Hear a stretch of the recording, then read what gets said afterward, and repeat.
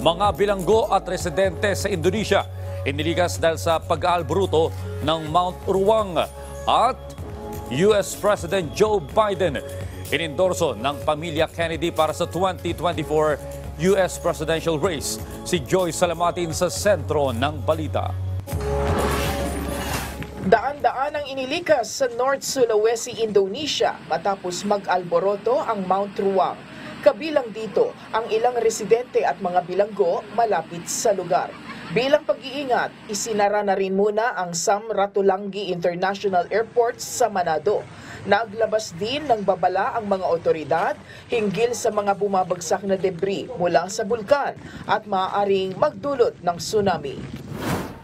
Inendorso ng pamilya Kennedy si US President Joe Biden para sa 2024 presidential race. Sa kabila nito ang pagtakbo ng independent candidate at environmental lawyer na si Robert F. Kennedy Jr. Ayon kay Biden, 15 miyembro ng pamilya Kennedy ang suportado ang kanyang kandidatura laban kay dating US President Donald Trump.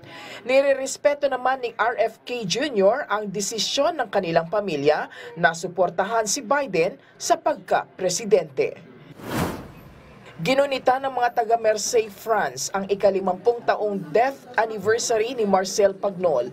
Nagtipon sa kanyang himlayan ang mga lokal na opisyal kasama ang kanyang apo na lalaki na si Nicolas. Si Pagnol ay kilala bilang isang manunulat, playwright at filmmaker na namatay noong April 18, 1974. Ilan sa kanyang mga akda ay ang My Father's Glory at My Mother's Castle. Joyce Salamatin para sa Pambansang TV sa Bagong Pilipinas.